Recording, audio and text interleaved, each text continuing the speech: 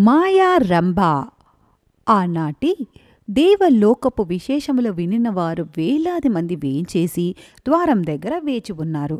కాని ద్వారపాలకులు ఎవరినీ లోపలికి పోనీయక ఎవరి అనుమతి కొరకో ఎదురుచూస్తున్నట్లు ఉన్నారు.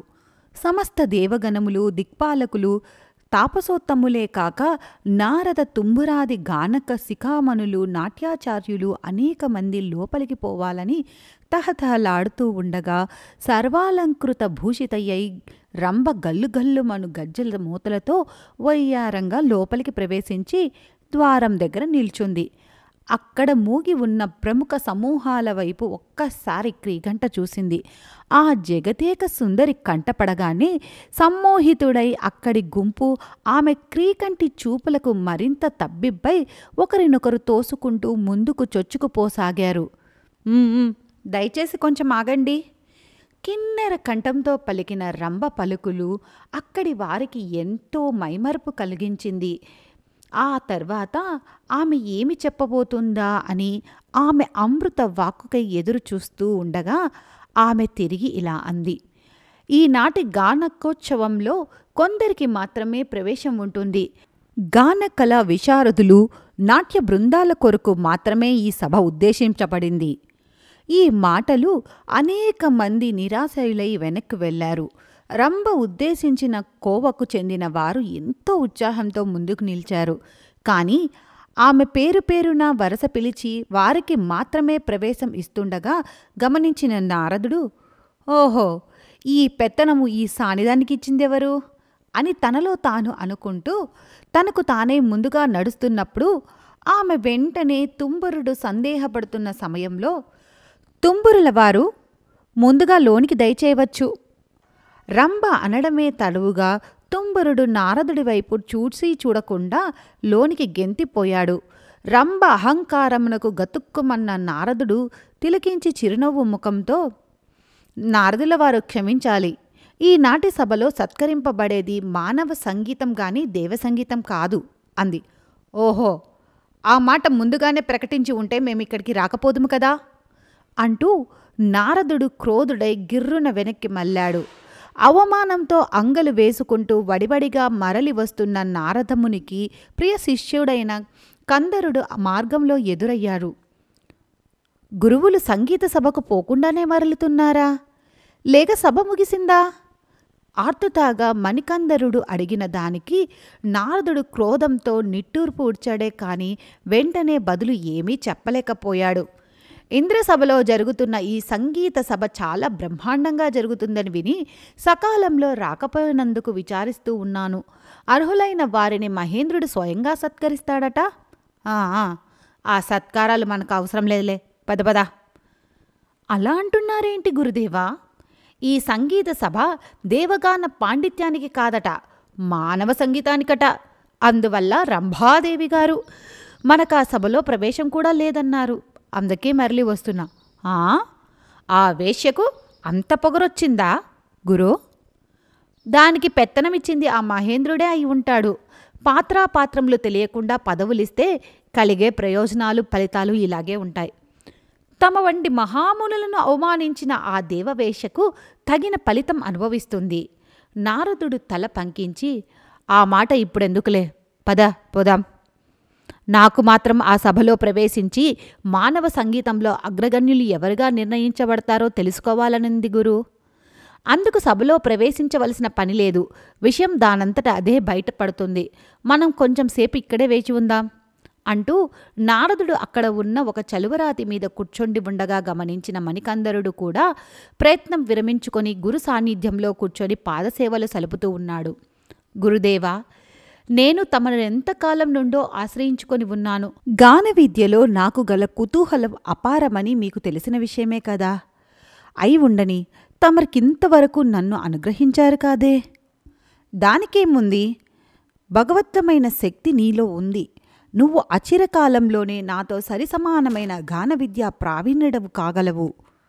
ధన్యోస్మి గురుదేవా, ధన్యోస్మి. ఆ తర్వాత గురు శిష్యులు మరికొంతసేపు ఇష్టాగోష్ఠి సలుపుతున్న సమయంలో పుష్పమాల అలంకృతుడై తుంబురుడు మహేంద్రుడి నుండి బహుకరింపబడిన గంధర్వ వీరను చేతబూని కొందరు అనుచరులతో సగర్వంగా అటు నడిచి వస్తూ ఉండగా నారద మణికందరులు తిలకరించారు.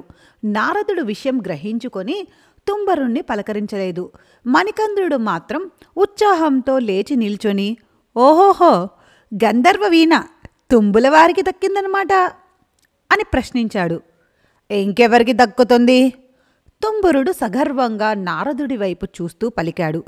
ఎన్నో ఏళ్ల నుండి సురపతి ఈ వీణను పొందగల అర్హుడు ఎవరో నిర్ణయించుకోలేక ఈనాటికి తనకు ఆ అవకాశం నెరవేరిందని సంతోషపడ్డారు అని అనగా, సంతోషమే, కానీ ఈ బహుమానం ఆ తుంబురుడి దగ్గర ఎంతకాలం ఉంటుందా అన్నది మరొక సందేహం అని నారదుల వాళ్ళు పలికారు. ఆ మాటకు తుంబురుడు, నీ అసూయ, ఈ విధంగా వెళ్ళకక్కుతున్నావా? కానీ నేను భయపడ్డం లేదు. ఈ విద్యలో నన్ను మించగలిగిన వాడు ఇంతవరకు పుట్టనేలేదు అంటూ తుంబురుడు అక్కడ నిలవకుండా తన అనుచరులతో వెళ్ళిపోయాడు. నారదుడు లేచి, పద, మనం కూడా త్వరగా బయలుదేరాలి అని మణికందరుతో అనగా అతను ఎక్కడికి అన్నట్లు గురుదేవుల వైపు ప్రశ్నార్థకంగా చూశాడు. ద్వారకకు పోయి శ్రీకృష్ణ పరమాత్ముని దర్శనం చేసుకోవాలి. ఆహాహా, పరమ సంతోషం. గురు శిష్యులు ఇలా వెంటనే అంతరిక్షానికి ఎగిరి హరినామం గానం చేస్తూ ద్వారక వైపు ప్రయాణం సాగించారు. అతులిత సౌకర్య సంపదలతో తులతూగుతూ నరలోక స్వర్గమని చాటుతున్న ద్వారకను సమీపించారు నారద మణికందరులు. శృంగారములోలికే అక్కడి బంగార భవనములు, నానావిధ ఫలపుష్ప భరితములైన నందనోద్యానములు, రమ్యాది రమ్యములైన నగర వీధులు అంతరిక్షం నుండి తిలకరించి మణికందరుడు ఆ నగర వైభవమును గురించి అచ్చరువొందాడు. గురుదేవా, దేవేంద్ర విభవములను తలుస్తున్న ఈ ద్వారక, అబ్బా, ఈ పురము ఎంత శోభాయమానంగా ఉంది! ఈ నగర శృంగారములను నేను ఏమని వర్ణించగలను అన్నాడు ఆనందంతో. మహేంద్రుడి పట్టణానికి ఈ పురము ఏమాత్రమూ తీసిపోదు. నీవు ఇంతకు మున్నెప్పుడూ చూడని వైభవాలు ఇక్కడ తిలకించవచ్చు. అచ్చరపడుతున్నావు కదా? నగరంలో ప్రవేశిస్తే ఇంకా ఎంత ముచ్చిపోతావో. దా, కిందికి దిగుదాం అంటూ నారదుడు శిష్యుడితో కలిసి అంతరిక్షం నుండి కిందకు దిగ ఆరంభించాడు. మణికందరుడు గంధర్వ లోకంలో పుట్టిన ఒక గంధర్వ రాకుమారుడు, నవ యవ్వనుడు, సర్వ విద్యలయందు ఆరితేరినవాడు. సంగీత విద్యలందు గల కుతూహలం ఎక్కువ. ఆ కళను అభ్యసించడానికి నారదుణ్ణి ఆశ్రయించాడు. అందచందాల్లో మన్మధుడికి సాటి కాగలడు. నవ యవ్వనుడు, గురుభక్తి పరాయణుడు, కార్యదీక్షాదక్షుడు అయిన కారణం వల్ల సదా నారదుణ్ణి వదలక గురుదేవుని సేవలు చేస్తూ ఆ ముని దయకు పాత్రుడవుతూ ఉన్నాడు. గురు శిష్యులు క్రమంగా ఆకాశ మార్గం నుండి దిగి ఒక ఉద్యానవనంలో ప్రవేశించారు. ఎటునుండో వినిపిస్తూ ఉన్న మంజుల గానం వారి దృష్టిని ఆకర్షించింది. ఇద్దరూ నిర్వాణులైపోయారు. నలుదిక్కులా చూసి గానం వచ్చిన వైపు నడకలు మళ్లించారు. ఒక యవ్వన లావలన్యవతి విలాసములు ఒలుకుతుండగా ఊయల ఊగుతూ అతి శ్రావ్యాతి శ్రావ్యంగా పాడుతూ ఆమె చెలులు కొందరు ఆమెతో కంఠము మేళవిస్తూ గానము చేస్తూ ఉన్నారు. తమ రాణి ఊయలలో ఊగుతూ ఉన్నది. అప్సరస కామినులను సైతం మురిపించే ఆ మగువుల చక్కదనానికి ఉక్కిరిబిక్కిరి అవుతున్న మణికందరుడు క్షణకాలం నిర్చేష్టుడై అలాగే నిల్చున్నాడు. ఆ తర్వాత, గురుదేవా, ఆ సుందరాంగులు ఎవరు? ఎల్లరను మించి మేటి సౌందర్యంతో రంభను కాలదన్నుతున్నట్టు ఉన్న ఆ ఊయలూగుతున్న ఆ బంగారు బొమ్మ ఎవరు అని అడిగాడు. నిజంగా ఆమె రంభ కాదంటారా? ఆమె ఎవరు గురుదేవా?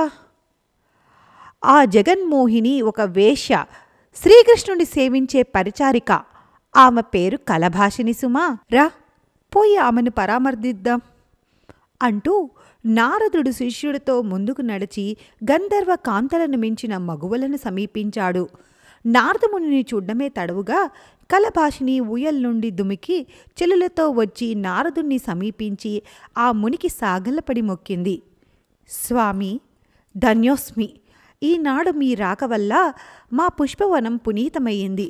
మీ దర్శన భాగ్యం వల్ల మేము ధరించాము అంటూ భక్తి శ్రద్ధలతో నమస్కరిస్తున్న కలభాషిని నారదముని సుఖీభవ సుఖీభవ ఇష్టకామ్య సిద్ధిరస్తు అంటూ ఆశీర్వదించాడు.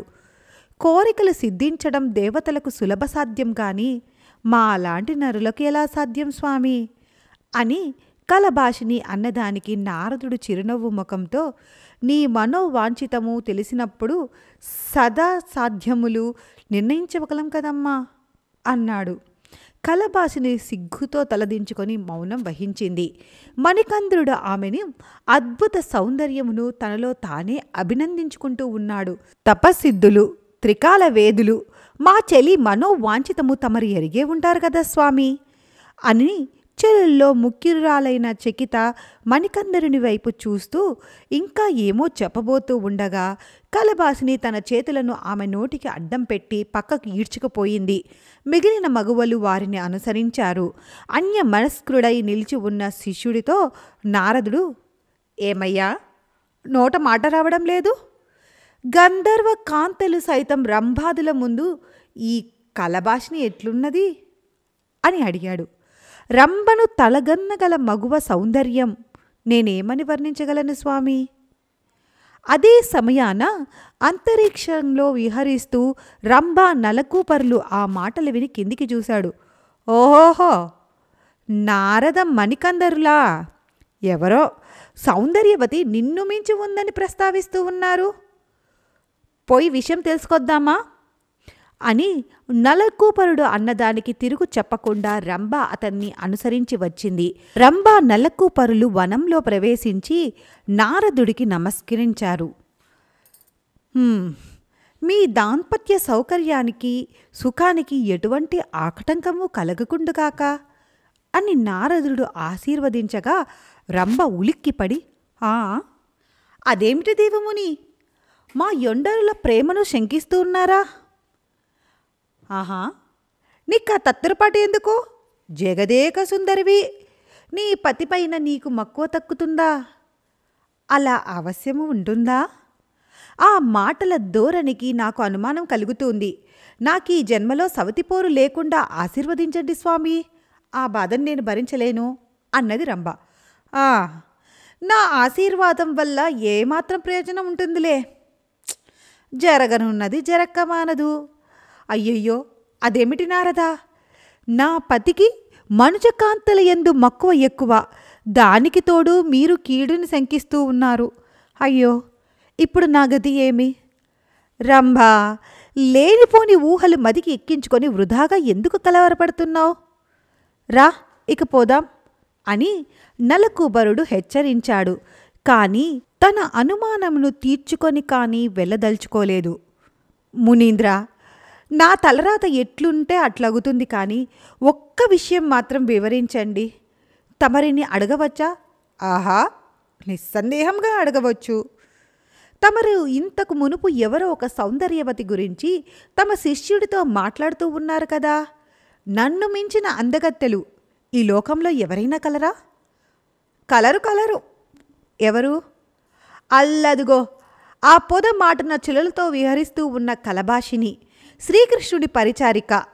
ఆమెను మించిన జగదేక సుందరీమణులు ఏ లోకంలో లేరు, అదేనా నమ్మకం అని నారదుడు చెబుతూ ఉండగా నలకూపరుడు ఆ దశకు వంగి వంగి చూడ్డము గమనించిన రంభ దడదడా కట్టుకునే గుండెలతో అతని చెయ్యి పట్టుకొని, నారద మహర్షి, చలోక్తి మాటలు చాలు, యథార్థములని మోసపోతూ ఉన్నారు కాబోలు మీరు. రండి, ఇక మన దారిన మనం పోదాం. బ్రహ్మచారి శతమర్కట అను వాక్యము మీ నారదుడి పట్ల సత్యమయ్యింది. అతడు కదిలించే కొద్దీ ఏవేవో కొంటమాటలే పలుకుతాళ్లే అని రంభ అక్కడ నిలవకుండా తన నాదుడితో ఆ తావు వదిలిపోయింది. విన్నావా రంభ పొగరు? నేను మర్కట సమానున్నట, తన్ను మించిన అందగత్తె ఈ లోకంలో ఉండదట అని నారదుడు శిష్యుడితో పలుకుతూ ఉండగా కలభాషిని తిరిగి ఆ తావుకు వచ్చింది. మునీంద్ర, ఇప్పుడు మీరిక్కడ తారసపడ్డవాళ్ళు ఎవరు? రంభా నలకూపరులు కారా అని ప్రశ్నించింది. అవును, తెలిసి ఉండి వెలుబలికి రాలేదేమిటి? పెద్దలు మాట్లాడుతున్నప్పుడు నేనెందుకులేండి. అయితే మా మాటలు నువ్వు ఆలకించావా? ఆలకించడం అపరాధమైతే క్షమించండి. రంభ యొక్క గర్వపు పలుకులు మీరు ఇచ్చిన జవాబులు నేను విని ఉన్నాను. ఎంతటి వారికైనా సరే అంతటి దురహంకారం తగదు అని నా ఉద్దేశం. హా, ఎందుకా నవ్వు? వారినే అనుస్తుందిలే. కొద్ది కాలంలోనే ఆమెకి సవతికయ్యం ప్రాప్తిస్తుంది. చూడు, రంభకు ప్రాప్తించనున్న సవతి ఎవరు స్వామి? నీ వంటి అందగత్తె ఎవరైనా కావచ్చు. గంధర్వ కుమారుల ప్రాపు రంభ వంటి దేవకాంతలకు లభ్యమవుతుంది కానీ నా లాంటి సామాన్య నరకాంతలకు ఎట్లు లభ్యమవుతుంది స్వామి? మణికందరుని వైపు క్రీగంట చూస్తూ అంది. నీవు సామాన్య నరకాంతవు కాదు, రంభాదుల కంటే ఎక్కువ సౌందర్య సంపద కలదానవు. అయినా నేను రంభను కాదు కదా. అవసరమైనప్పుడు నీవే రంభవై నీ కోరికను సార్థకం చేసుకుంటావులే. మునివాక్కు వృధా కాదనుకుంటాను. కాదు, ముమ్మాటికి కానే కాదు. మీరిచ్చిన వరం వల్ల నా జన్మ సార్థకమవుతుంది స్వామి. తప్పక అవుతుంది. మేమిప్పుడు శ్రీకృష్ణుని దర్శించుకోవాలని వచ్చాము. నీవు ఆ పరమాత్ముడు ఉండే మందిరానికి మమ్ము గొనిపో. అట్లే కానియండి స్వామి. తమరిక్కడ ఉన్నంతకాలము నేను మీ సేవలు చేసి తరించుకోగలను అని కలబాసుని చెల్లులతో దారి తీయగా నారదముని మణికందరులు కృష్ణ దర్శనార్థమై ఆమెను అనుసరించారు. కాని మార్గం పొడుగునా మణికందరుని మనసు మాత్రం రంభ సౌందర్య లావణ్యం వైపే పోతుంది. తాను ఎక్కడకు పోతున్నది మరచి ఆ జగన్మోహిని గురించే తిరిగి తిరిగి సంతృప్తికరంగా తలపోసుకుంటూ ఉన్నాడు. నారదుడది గమనించి కూడా గమనించనట్లే నటిస్తూ అతనితో కలబాసిని అనుసరించి పోతూ ఉన్నాడు. శ్రీకృష్ణ భగవానుడు ఆ సమయాన ద్వారకా నగరంలో కొలువు కూటమున చేరి నవరత్న ఖచ్చిత సింహాసనము పైన ఆసీనుడై ఉన్నాడు. మంది మాగర్తులు కైవారములు చేరా దేవముని ఆ గణములు సేవించుచుండా సమస్త లోకాధీశ్వరులకు యాదవరాజు అవసరములైన హితోక్తులు పలుకుతూ ఉండగా కలభాషిని నారద మణికందులను ఆ కొలువున వదిలి తాను రాణివాసమున చేరుకున్నది. తాంబూరను మీటుతూ హరినామ సంకీర్తనము చేస్తూ ప్రవేశించిన నారదుణ్ణి తిలకించగానే వాసుదేవుడు ఆసమును దిగి దేవమునికి ఎదురేగి కౌగిలించుకొని తోడు తెచ్చి ఇరువురకు ఉచిత ఆసీనులను చేసి కుశల ప్రశ్నలు అడిగిన తర్వాత అప్పటికి అవసరమైన కార్యక్రమంతో కొంత తడవు నిమగ్నమయ్యుండి ఆ తర్వాత సభాసతులను ఎల్లరనూ వీడ్కొల్పి నారదునితోనూ మణికందునితోనూ నిజ రాణివాసం చేరుకొన్నాడు. అక్కడ నారద మణికందరులు స్నాన సంధ్యానుష్ఠాదులు చేసుకొన్న తరప కృష్ణుడు సహభక్తి భోజనంతో మధుర భక్ష్యాలతో విందు భోజనం గుడిచి ఆ తర్వాత విలాస మందిరమున చేరి ఇష్టాగోష్ఠి సలుపుతుండగా అక్కడికి కలభాసిని తన కార్యములను నిర్వర్తించుకొని సర్వాలంకార విభూషితయై బంగారు పల్లెరంలో సుగంధ ద్రవ్య తాంబూలములను కొనివచ్చి నారదుని దగ్గర నిలవడగా కృష్ణుడది గమనించి, ఓహో, దేవముని సేవించవచ్చావా కలభాషిని? మంచిది మంచిది. మహాత్ముల సేవ ఊరికే పోదు, నీకు మేలు జరుగుతుందిలే అని చిరునవ్వు ముఖంతో అనగా కలభాసిని సిగ్గుతో తల వంచుకుంది. మునిశ్రేష్ఠులను సేవించడానికి సిగ్గుదేనికి? కాని కాని అని కృష్ణుడు హెచ్చరించగా కలభాషిని నారదునకు పరమాత్మనకు పూజార్చనలు ముగించుకొని వారికై తెచ్చిన పరిమళ చందన తాంబూలాదులు సమర్పించి వారు సేవించుచుండగా తాను వింజామరులతో విసురుతూ సేవలు చేసింది. విశేషములు ఏమిటి నారదా? నీ శిష్యుడైన ఈ మణికందరుని గాన విద్యలో ఏపాటి ప్రావీణ్యం సంపాదించుకున్నాడు అని శ్రీకృష్ణుడు అడగగా, నేను నేర్చిన గాంధర్వ విద్య అంతా కరతలామలకమే. కానీ సందేహమేమిటి? మానవ సంగీతంలో నాకు ప్రవేశం లేకపోవడమే ఒక లోటుగా ఉంది. ఆ లోటును సవరించుకోవడానికి నేనిప్పుడు మీ ఆశ్రయం కోరి వచ్చాను. నన్ను అనుగ్రహించారంటే నేను తరించగలను అని నారదుడు అనిన మాటలు విని వాసుదేవుడు కొంచెం ఆలోచించి, అందుకు నా అనుగ్రహమే అవసరం లేదు. జాంబవతిని మించిన గాన కళా విశారదులు ఏ లోకాన ఉండరు. మీరు ఆమె దగ్గర మానవ సంగీతము ఆమూలగ్రంగా పరిగ్రహించవచ్చు అని కృష్ణం పరమాత్మ చెబుతూ ఉండగా నారదుడు అమిత ఆనందభరితుడయ్యాడు. ఓ దేవా, నా మనసులోని సంకల్పం అదే అయినప్పటికీ నువ్వు దానిని గ్రహించి ఉచితమైన సలహా ఇచ్చినందుకు కృతజ్ఞుణ్ణి అన్నాడు. ప్రభో, అదే సమయంలో నాకు కూడా ఆ విద్యాప్రసాదం లభ్యమయ్యేటట్లు అనుగ్రహించాలని ఈ దీనురాలి ప్రార్థన అన్నది కలభాషిణి. అవశ్యం అట్లే జరుగుతుంది. నువ్వు జాంబవతి రాణివాసమునకు నారదమునికి సేవలు చేస్తూ ఆ దేవిచే గాన విద్యా రహస్యములు తెలుసుకొందువుగాక అని శ్రీకృష్ణుడు ఆనతిచ్చిన మీదట కలభాషిణి హృదయం కూడా కొంత సంతోషపూరితమైనది. నాకేమి సెలవు అని మణికందరుడు అడక్క, సూదిలోనే దారం కదా, నీవు నీ గురువుతోనే ఉండగలవు. మనమందరం ఇప్పుడే జాంబవతి అంతఃపురానికి పోదాం, నడవండి అని శ్రీకృష్ణుడు చెప్పగా మిగిలిన వారందరూ అతి ఉత్సాహంతో బయలుదేరారు జాంబవతి భవనానికి. పతి రాకను ముందుగానే చెల్లుల వల్ల తెలుసుకున్న జాంబవతి మితిమీరిన సంతోషంతో ఆభరణాలు అలంకరించుకొని అనుచరులతో వేచి ఉన్న కృష్ణ పరమాత్ముని కొరకు ఎదురు ఏగి భక్తి శ్రద్ధలతో వచ్చి అందరినీ ఉచిత ఆసీనులు చేసింది. అర్చనలు పూజలు నిర్వహించింది. బద్ధ హస్తురాలై నిల్చొని ఉండగా వాసుదేవుడు ఆమెను తిలకించి, దేవి, దేవఋషి నారదుడు నీకు కొత్తవాడు కాదు కదా. వెంటనున్నవాడు అతని ప్రియశిష్యుడు మణికందరుడు. ఆ ఇరువురును వారితో పాటు మన కలభాషిని కూడా నీ వద్ద మానవగాన కళా విశేషములు నేర్ప కుతూహులరై ఉన్నారు. అందుకు నీవు అంగీకరించి వారి కోరికను నెరవేర్చవలసి ఉంటుంది అని పలుకగా జాంబవతి భర్తకు నమస్కరించి, ప్రభో, తమ ఆజ్ఞలు పాలించడం కంటే నాకు సంతోషదాయకం ఏముంటుంది? కానీ నారదుడి వంటి సకల విద్యా పారంగతుడికి నేను గురుదేవిని కావడం హాస్యాస్పదం కాదా అంది. అమ్మా, విద్యకు చిన్న పెద్దల తారతమ్యం ఏమీ ఉండదు. మానవ సంగీతంలో నేను మించిన వారు ఏ లోకానా లేరు. దానిని ఆశించే మేము ఇక్కడికి వచ్చారు. కరుణించి మా కోరికను నెరవేర్చాలి అని నారదుడు పలకగా జాంబవతి ఎదురు చెప్పలేక భర్తను తిలకించింది. ప్రభో, తమరు ఆజ్ఞాపించినట్లే చేయగలను.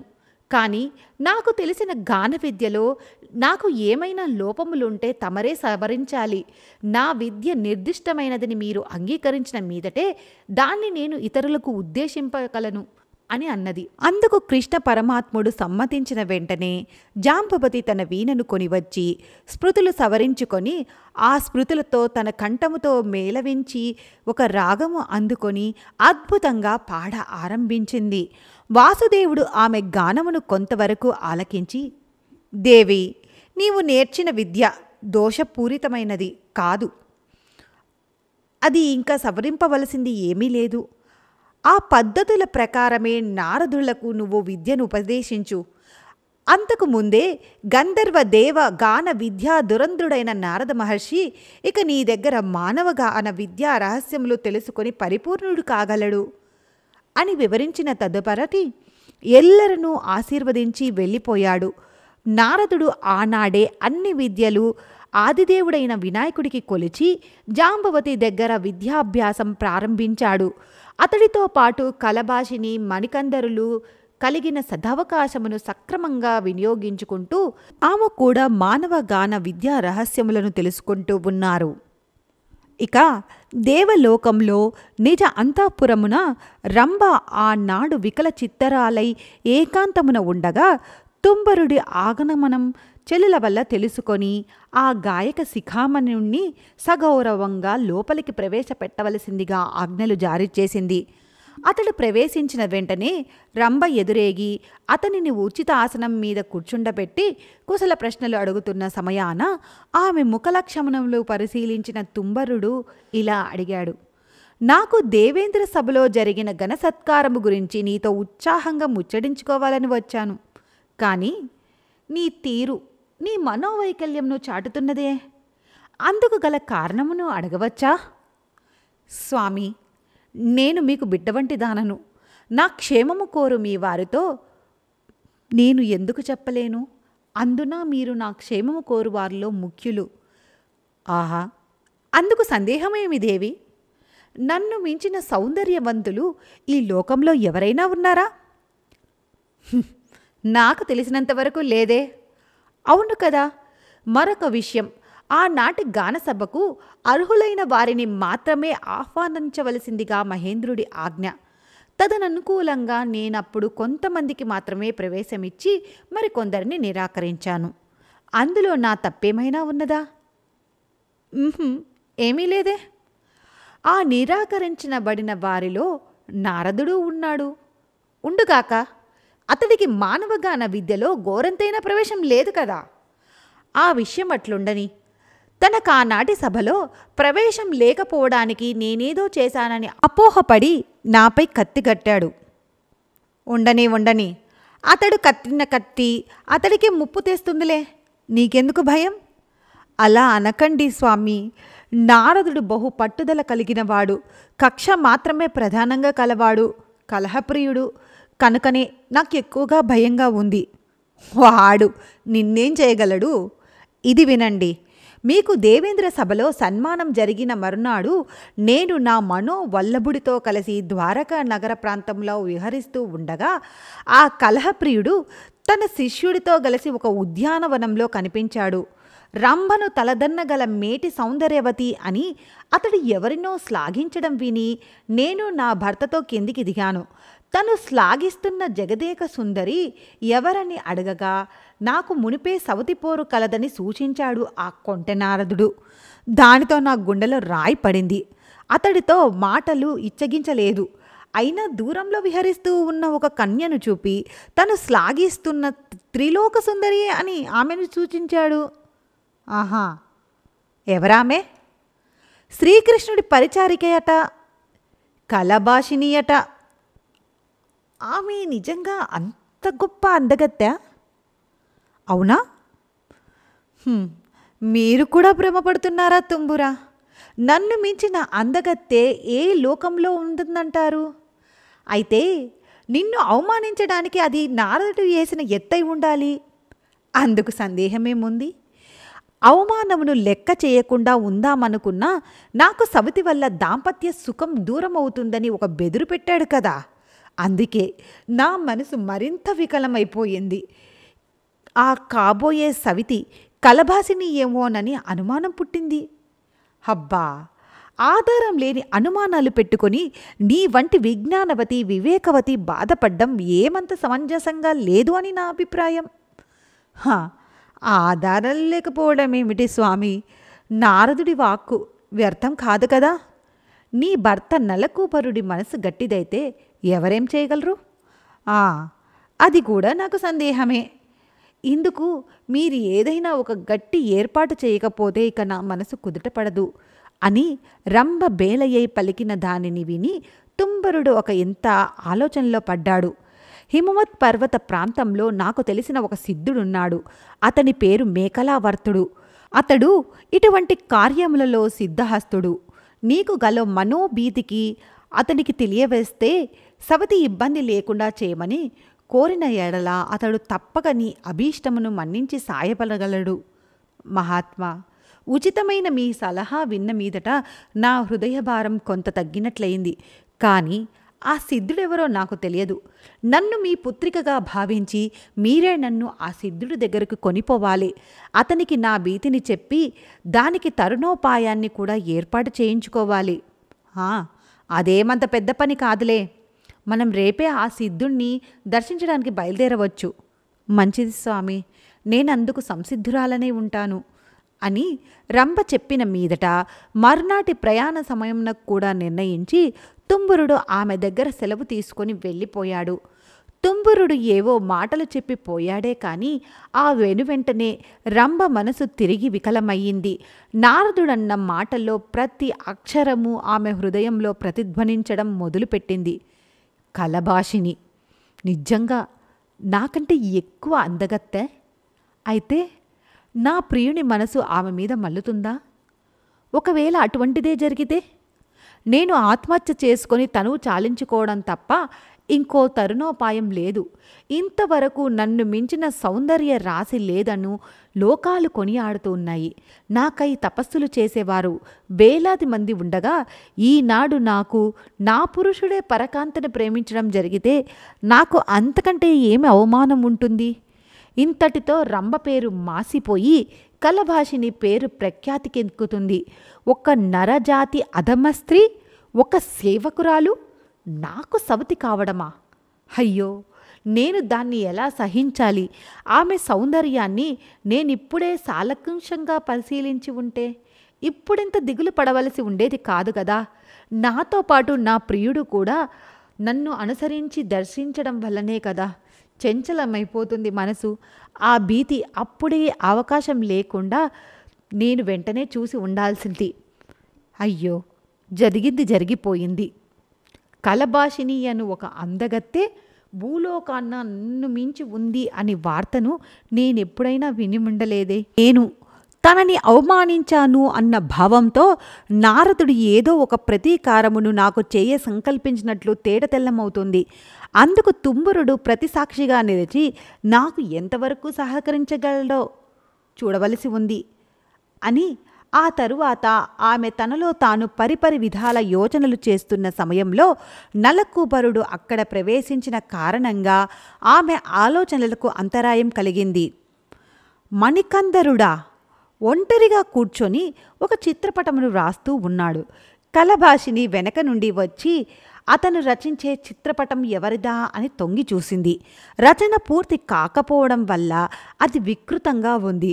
దాన్ని తిలకించిన కలభాషిని నవ్వు ఆపుకోలేక పకాలిన నవ్వింది. మణికందరుడు ఉలిక్కిపడి వెనుతిరిగి చూశాడు. నా ఏకాగ్రతకు భంగం కలిగించిన నీ కొంటతనం క్షమించరానిది అని అతడు తీవ్రంగా అన్నదానికి ఆమె తిరిగి కొంటగా నవ్వుతూ ఈ మాత్రం దానికి ఏకాగ్రత భంగం కలుగుతుందన్న పురుషులు తమరేమి తపస్సులు చేస్తారు? దేన్ని సాధించగలరు? దానికేమి కాని మణికందరా, నీవు రచిస్తున్న ఈ చిత్రపటం ఎవరిదో అడగవచ్చా అన్నది. నీవు అడగవచ్చునేమో కానీ నేను చెప్పకూడదు. ఓహోహో, నీవు చెప్పకపోయినా నేను తెలుసుకొని ఉంటే అప్పుడు నన్ను అడగడం అవసరమా? అయినా నా గొడవ నీకెందుకు? కొన్ని నాళ్ళు ఇక్కడ మైత్రితో ఉంటున్నాం కదా, కనుక నా మనసులో నీ దివ్య సుందర విగ్రహాన్ని ఆరాధించుకుంటున్నాను కనుక. క్షమించి నన్ను వేధించకుండా వెళ్ళిపో. నేనిప్పుడు రక్షిస్తున్నది రంభాదేవి రూప చిత్రపటం. ఆమెను పోలిన రూప యవ్వనవతి లావణ్యవతి ఏ లోకమున కనిపించలేదు నాకు. ఆ మాటలు విన్న కలభాషిని అతని చేతిలో రూప చిత్రమును అందుకొని విరగబడి నవ్వుదు. ఓహోహోహోహో, రంభాదేవి గారు, అబ్బో ఎంత సొగసుగా ఉన్నారు! ఆహాహా, ఏమా సౌందర్యము! అద్భుతం, మహా అద్భుతం! ఈ రూపసంపద అసమానం. లొట్టపోయిన కన్ను, సొట్టపోయిన ముక్కు. అరరరే, ఈ అందగత్తెకి చెవి ఒకటి మాత్రమే ఉన్నదే. మణికందరా, రెండో చెవి లేదేమి అంది. ఆమె ఎగతాళికి అతడు గ్రహించి ఆ చిత్రపటాన్ని బలవంతమున ఆమె నుండి లాక్కొని, నువ్వొక మూర్ఖురాలిగా ఉన్నావే. రచన పూర్తిగాని చిత్రపటమును గురించి ఈ వ్యాఖ్యానమేమిటి? రంభ జగదేక సుందరి అన్న విషయం లోకవిదితం కాదా? నేనామె చక్కదనానికి తీసిపోనని నారదుల వారు నీ ఎదుటే కదా అన్నారు. అసంభవం. దేవకాంతల సౌందర్యాన్ని మానవకాంతలతో సరిపోల్చడం పొరపాటు. ఓహో, ఈ విషయం అప్పుడే నారదుల వారితో ఎందుకు చెప్పలేదు? స్వల్ప విషయము గురించి గురువులతో వాగ్వివాదమా? ఎందుకని? ఆహా, అయితే ఇప్పుడు నీ అభిప్రాయాన్ని నేను నారదుల వారికి చెప్పవచ్చు కదా. ఆ మాటకు మణికంద్రుడు తొత్రుతపాటుతో కలభాషిని సమీపించి, అయ్యయ్యో, వద్దొద్దు కలభాషిని, వద్దు అన్నాడు. నేను తప్పక చెప్తాను. నీవింత చిలిపిదాని అనుకోలేదు. గురుదేవుడికి నాకు అభిప్రాయ భేదములు కల్పించి వైరి బీజములు నాటాలనుకుంటున్నావా? నీకు పుణ్యం ఉంటుంది. అటువంటి పని మాత్రం చెయ్యకు. వారి ధర్మమా అని అన్ని విద్యలతో పాటు మానవ సంగీత శాస్త్రమును కూడా నేర్చుకుంటున్నాను. నీవు నమ్మిన అభిప్రాయాన్ని బహిరంగంగా వెళ్ళబుచ్చడానికి ఎందుకు జంకుతావు? దయచేసి నన్ను ఇంతటితో వదిలిపెట్టు. నీకు పుణ్యం ఉంటుంది. నిన్ను మొక్కుతాను. పోనీలే, ఒక్క సంగతి అడుగుతాను, చెప్తావా? నువ్వేమీ అడగవద్దు, నేనేమీ చెప్పవద్దు. అయితే నీవన్న మాటలను ఇప్పుడే పోయి నేను గురుదేవులకు చెప్తాను. కలభాషిని, ఆ పని మాత్రం చెయ్యకు. అయితే నేను అడిగిన దానికి సరైన సమాధానం చెప్పు. సరే, రంభాదేవి యొక్క రూప చిత్రపటాన్ని నువ్వు ఎందుకు రాస్తున్నావు? అలా బుద్ధి పుట్టింది. నువ్వు ఆమెను ప్రేమిస్తున్నావు, అవునా?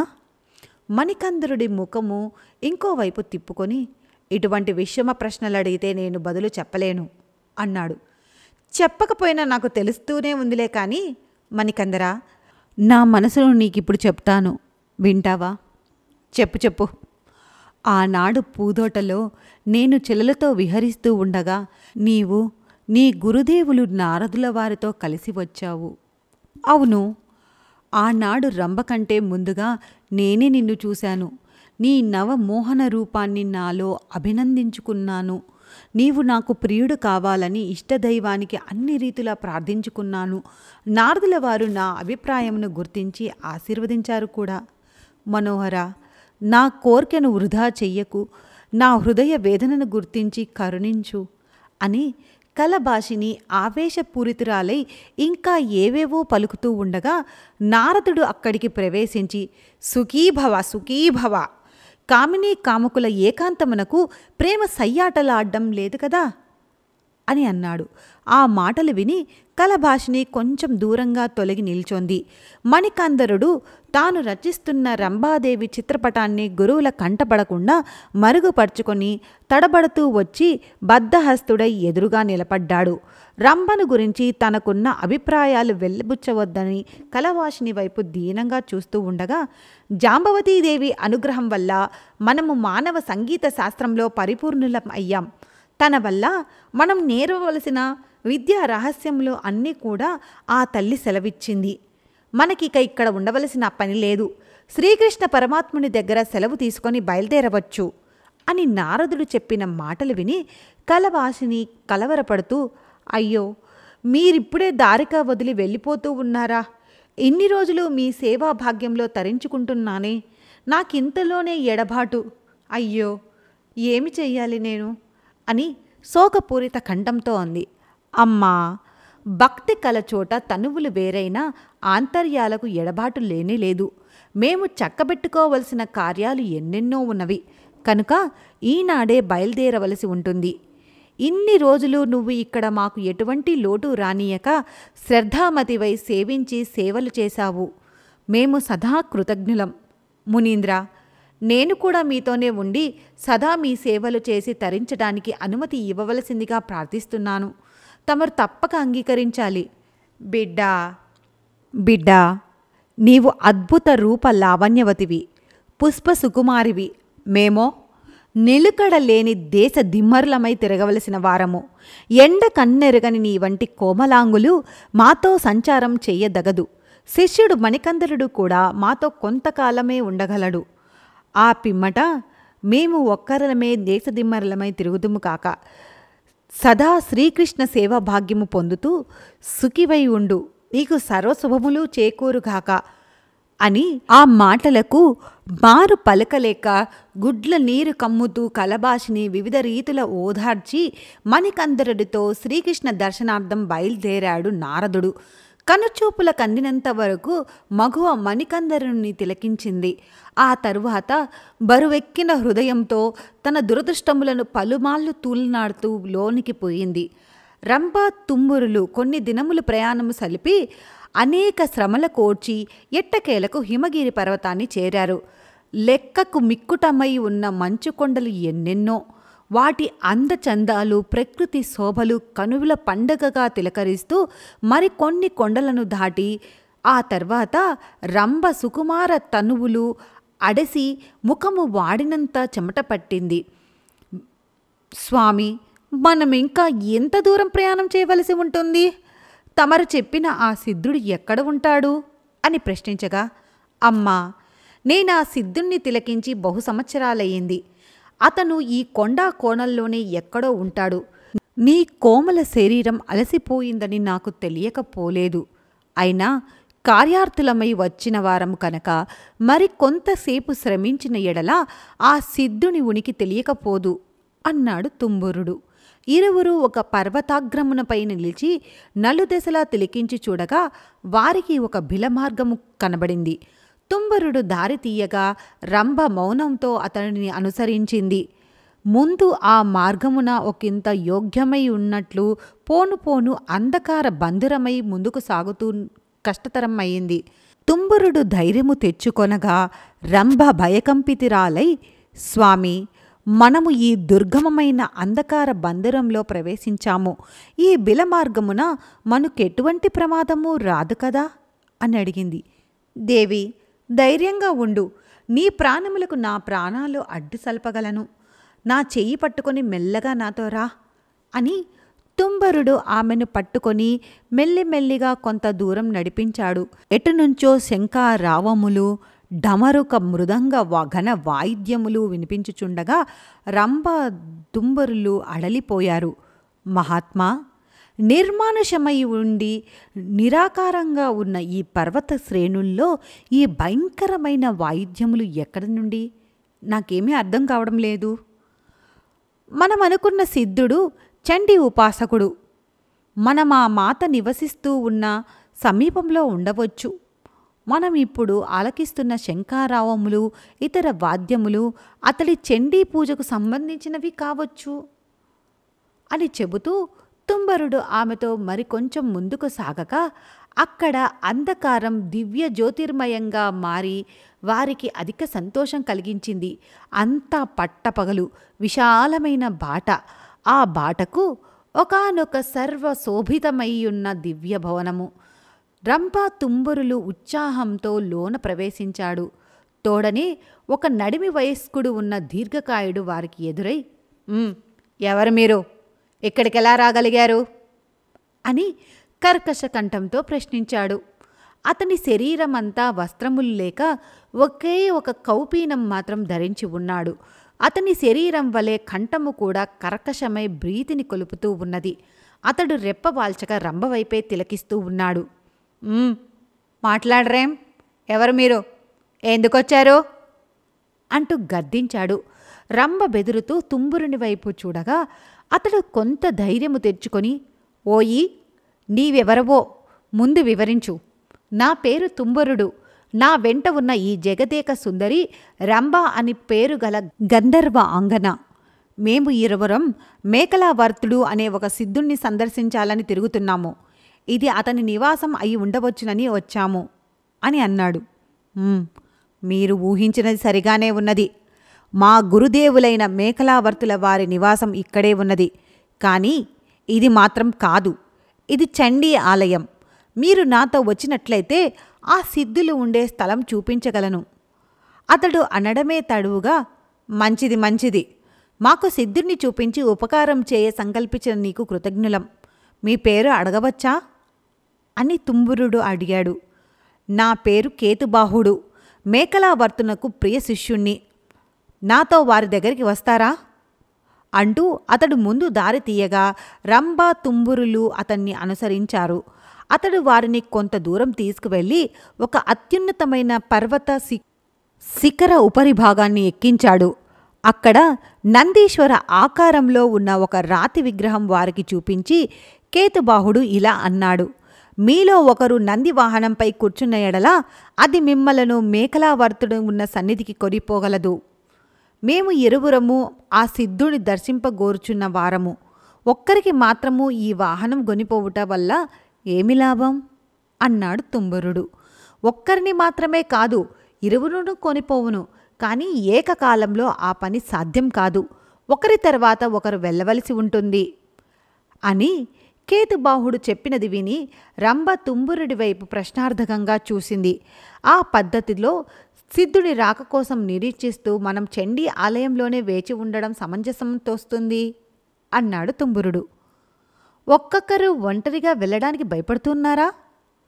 కేతుబాహుడు తిరిగి అన్నాడు. భయం లేదు, కానీ వృధాసేమ ఎందుకని అన్నది రంభ. అది మీ ఇష్టం. అయితే పూజా మందిరంలో ఎవరికి ప్రవేశం లేదు. అంతేగాక మా గురువులు ఒకనాడు రాకపోవచ్చు కూడా. కనుక మీరు బయలుదేరి వాళ్ళ వద్దకే వెళ్ళడం మంచిది. కేతుబాహుడు తిరిగి తన అభిప్రాయాన్ని వెళ్ళిబుచ్చిన మీదట, ఏమంటారు స్వామి?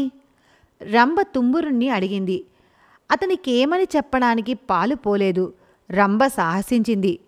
సర్వసాధారణంగా సిద్ధులు శర్ధార్ములై ఉంటారు.